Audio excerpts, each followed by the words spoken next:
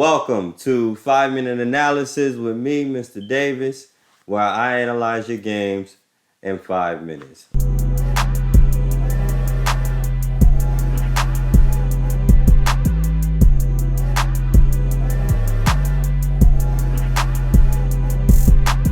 Let's get to it. So we got D4, D5, good, controlling the center, love to see it.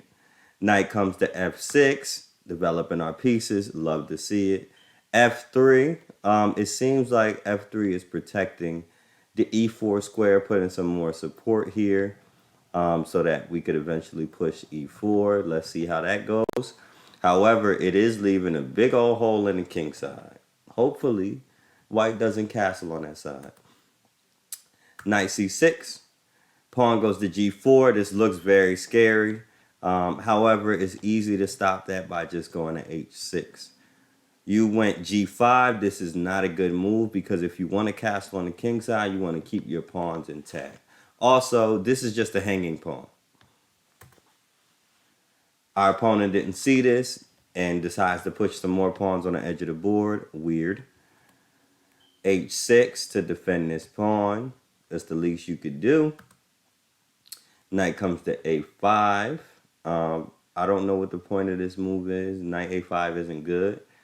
You're breaking a couple of rules. First, the rule you're breaking is that knights on the rim are dim or knights on the rim are grim. The reason why knights shouldn't be on the edge of the board is because it cuts the knight's move in half. You go from 8 moves in the center to only 4 moves that quickly by moving to the edge of the board or the rim of the board. So we don't want to do this. The second rule you broke is moving a piece twice in the opening. You don't want to do this unless you have a good reason. And what it looks like is you don't have a good reason. It doesn't really attack anything. Yes, it attacks this pawn, but the queen is defending it, so I don't really see the point. Rook goes here. Save your rooks for last. Pawn goes to E6. Good move.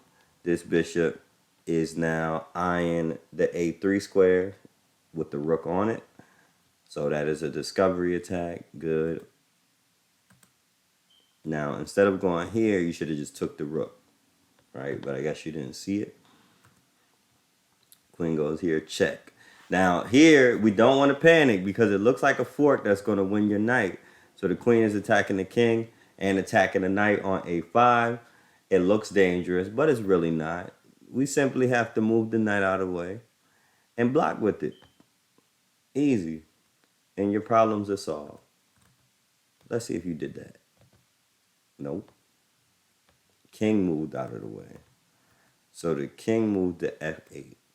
This is not a good move. Not only can you not castle now, but your knight is hanging. Double whammy. Not good. You were in a little time pressure, or this person was in a little time pressure, but, you know, you got to make smart moves. You got to make smart decisions. Everything else was good up until this point. Pawn here. And then the brilliant move, Knight A4. Now, why did I say this was brilliant? Knight could come here to C6 and aim towards the center. But knight could also come here to C4, aim towards the center, and threaten to trap the queen. This queen is actually trapped right now. It has no squares to move to. Here, can't move here, can't move here, can't move here, can't move here. It's actually trapped. The only thing we need to do is attack it one more time with either C6 or A6. And the queen is trapped.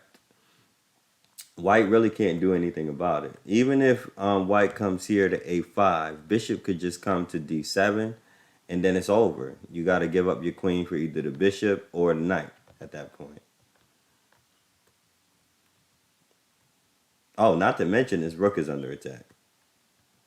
And you made the great move of going to C6. C6 traps the queen. It traps the queen and the game is over. However, this person was under time pressure. And white is moving like he's under time pressure because he should have took the knight on the way with him, but he decided to take this measly pawn. I don't know what the point of that is, but let's get to it. Pawn captures the queen on B5. Good, we're winning, but we're under time pressure. That's okay.